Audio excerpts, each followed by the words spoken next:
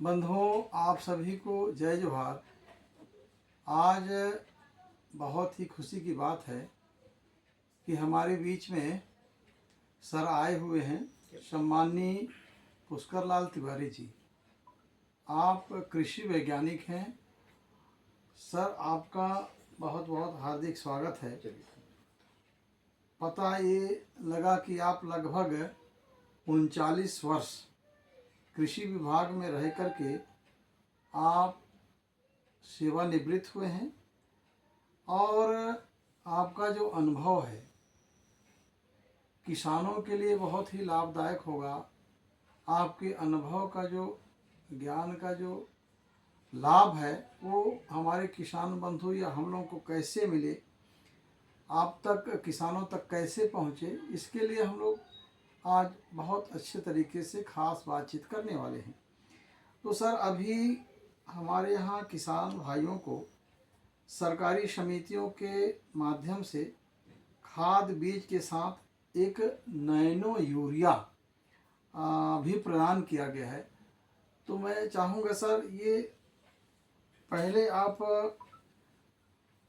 हम आपसे जानना ये चाहेंगे कि नैनो यूरिया क्या है और इसका क्या लाभ है। इसको थोड़ा सा आप साझा करेंगे तो हमारे किसान बंधु इसका अच्छी तरह से समझेंगे, उपयोग भी अच्छा करेंगे सर। चलिए जी, बहुत सुंदर, जी, बहुत अच्छा विषय आपने उठाया है। जी, नैनो यूरिया जो है जी। ये नैनो टेक्नोलॉजी से बना हुआ अच्छा, ये लिक्विड फर्टिलाइजर है, अच्छा, तरल खाद है, जी, जो बाटल बंद जो है 500 ml के जी, बाटल में जी। ये किसान भाइयों को प्रदान किया जा रहा है। अच्छा, अच्छा, तो ये जो है जी, मतलब इसको गुजरात के कालोल लैब में अच्छा, इसको तैयार किया गया है। ठीक, ठीक, ठीक, इसमें क्या किया गया है कि जो नैनो टेक्नोलॉजी है, जी, इस टेक्नोलॉजी के माध्यम से जी, जो यूरिया में नाइट्रोजन का पार्टिकल है, कण है, अच्छा, है जी, और जो डीएपी में जो डीएपी का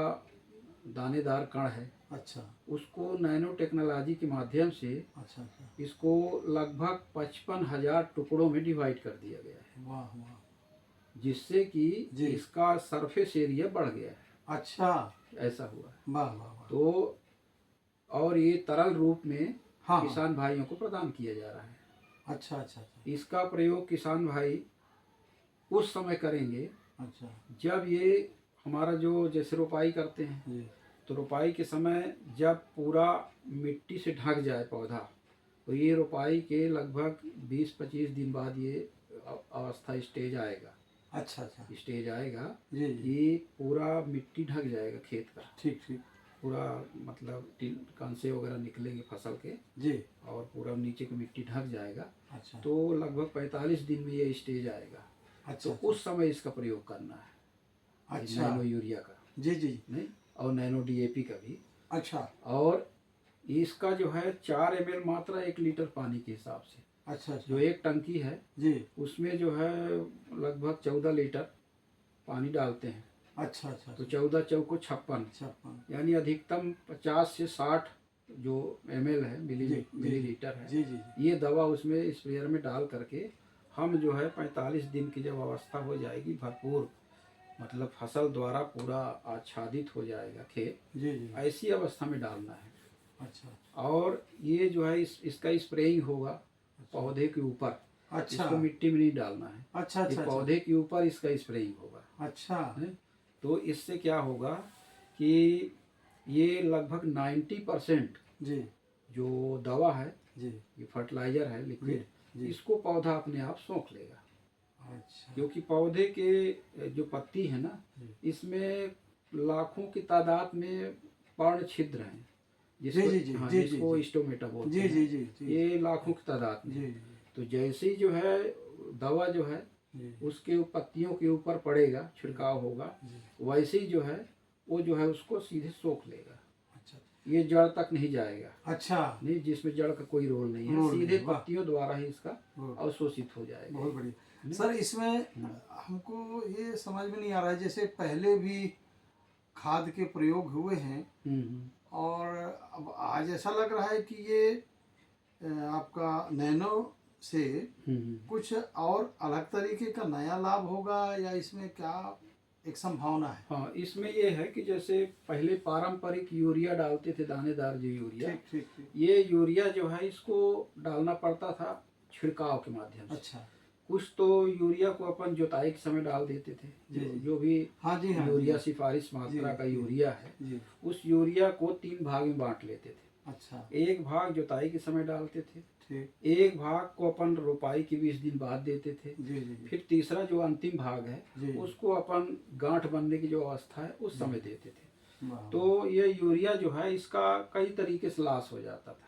अच्छा। एक तो क्या है कि यूरिया जो है ओपन, जैसे खुले वातावरण में रखने पर ये सूर्य के प्रकाश से भी ये उड़ जाता है, उड़ जाता है। नहीं, जी। अमोनिया गैस के रूप में। जी जी और दूसरा जो है ये पानी में घोल करके जी।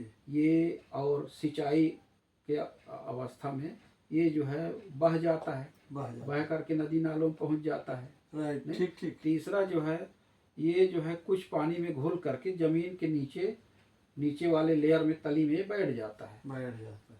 3 तरीके से इसका लॉस होता है यूरिया का। ठीक, तो ठीक। इस प्रकार जो है जो भी यूरिया अपन पहले डालते थे जी जी। उसका 60% लॉस हो जाता था, मात्र 40% ही पौधा उपयोग कर पाता था। और कुछ खरपतवार भी, वो खरपतवारों हाँ, का मतलब मुख्य फसल से प्रतिस्पर्धा जी जी रहती जी है, जी। भोजन के लिए, प्रकाश के लिए, हवा, जी, सब जी। के लिए तो मैंने पहले से ये नैनो मैंने उस खाद से बेहतर है। बेहतर है, इसलिए क्योंकि जी, जी। उस खाद को पौधा 40% ही ले पाता था, जी जी। लेकिन पैसा किसान का पूरा 100% का देना पड़ता था। देना पड़ता था। लेकिन उसका मतलब उसका कह दीजिए उपयोग पौधा 40% ही कर पाता था। लेकिन चलिए, तो सर इसमें अपन ये चाहते हैं कि इसका जब प्रयोग किया जाए या प्रयोग किया जाता है तो इसमें किसानों को क्या क्या सावधानी रखना हाँ, चाहिए? राइट, जी। बहुत अच्छा प्रश्न किए हैं आप। इसमें सावधानी ये रखना पड़ेगा कि जैसे अपन सुबह टाइम न डालें दवा को, नहीं मतलब नैनो यूरिया, नैनो डीएपी को अच्छा। सुबह 10 बजे के अंदर नहीं डालना है, क्योंकि रात के कारण गीला रहता है पत्ती, जी जी जी। नहीं, कुछ उसमें शीत नमी का असर रहता है। ठीक। और धूप लगने के बाद 4 बजे के आसपास पूरा पत्ती सूखा हो जाता है। तो अच्छा। ऐसे सूखे मौसम में डालना है। और ये भी देखना है कि अभी जैसे हम नैनो यूरिया डाल रहे हैं, स्प्रेइंग कर रहे हैं, जी जी तो 4-6 घंटा मौसम खुला रहना चाहिए। जी जी जैसे अपन 4 बजे डाल दिए जी जी और उसके बाद तुरंत 1 घंटे में पानी गिर गया, जी तो फिर उसका जो है लाभ नहीं मिल पाएगा। जी जी जी इसलिए इसमें विशेष ध्यान यही रखना है जी कि 4-6 घंटे कम से कम, जी अपन 4 बजे डाल रहे हैं, जैसे जी। स्प्रेइंग कर रहे हैं, तो जी, कम जी। से कम 8-9 बजे रात तक मौसम साफ रहना चाहिए। साफ रहना नहीं, चाहिए। तभी उसका 100%, जो 90% अपन बात कर रहे हैं, तभी वो 90% पौधा उसको सोख लेगा पत्ती के माध्यम से। अन्यथा जो है पानी गिर जाने पे फिर उसका वही फिर आएगा कि 30-40% ही ले पाएगा जी जी मतलब जी। पौधा, बाकी जो है वो पानी हुआ, वर्षा हुई, उसमें वेस्ट नुकसान हो जाएगा, वेस्ट होगा। इसका ध्यान तो रखना है। बहुत सुंदर जानकारी आपके द्वारा प्राप्त हुआ सर।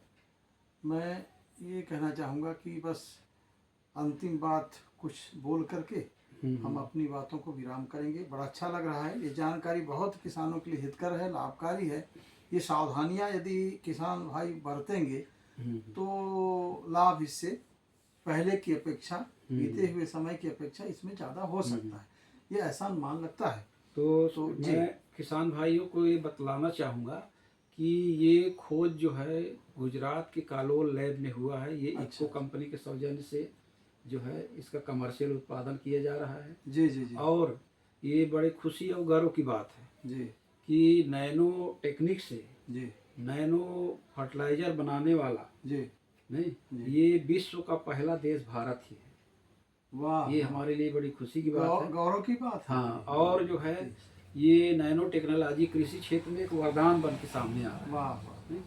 और इसमें हमारे जो भारत सरकार का जी या हम सबका सपना है कि हम स्वदेशी चीज़ों का इस्तेमाल करें। जी। नहीं, विदेशी चीज़ों का इस्तेमाल करने से विदेशी मुद्रा खर्च होता है। खर्च होता है। नहीं, तो उर्वरक जो है ये अभी के डेट में जो भी रासायनिक उर्वरक हैं, जी इन पे हमको बहुत विदेशी मुद्रा खर्च करना पड़ता है। जी लगभग 1 लाख करोड़ से अधिक सब्सिडी जी जी जी जो है इसमें उर्वरकों में देना पड़ रहा है। देना पड़ा। और विदेशों से जो भी हम रॉ मटेरियल मंगाते हैं जी। तो हमको जो है उसमें बहुत भारी भरकम राशि खर्च करना पड़ता है, नहीं।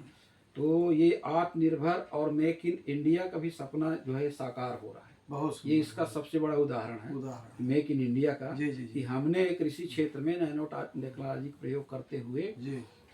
नैनो फर्टिलाइजर बनाया जो विश्व में कहीं नहीं बनता था, वो वाह। हमने बनाया। ये बहुत बड़े गर्व की बात है गौरव की और बात कृषि है। क्षेत्र के लिए एक वरदान भी है वरदान भी। कि हम जो आयातित करके यूरिया अपने बना रहे थे जी अपने देश में, जी और वो पता चला कि वो यूरिया में सरकार तो हजारों करोड़ रुपए खर्च कर रही है, जी लेकिन किसानों को उसका लाभ, ये पौधे को उसका लाभ मात्र 40% ही मिल पा रहा है। मिल पा रहा है। तो बहुत ये अच्छा विषय किसान है। भाई लोग बिल्कुल भ्रमित ना जी हो, जी और इसका जो है इस्तेमाल के लिए थोड़ा मौसम को देख करके, और जब पूरा फसल से ढक जाए मिट्टी खेत, जी। उस समय इसका इस्तेमाल करें। बहुत तब सुंदर, जो बहुत मैं सुंदर। बताया हूँ कि 85 से उसका लाभ 90% आपको लाभ मिलेगा, लाभ मिलेगा। तभी आपको लाभ मिलेगा। अन्यथा जो है मान लीजिए जी। ये ऐसे मौसम में तो अभी डालने लायक नहीं है, तो खुले मौसम में ही डालें। जी। ये मेरा यही आप लोगों को सुझाव सलाह है। तो आज बहुत अच्छा बातचीत हुआ है और आप सभी लोगों ने सुना है। इसका लाभ अवश्य लीजिए, सावधानी अवश्य बरतिए। और आज हम पुनः आगे मिलेंगे। आज हम आप सभी को इतना बात कह के विदा लेते हैं। आप सभी को जय जोहार, वंदे मातरम। जय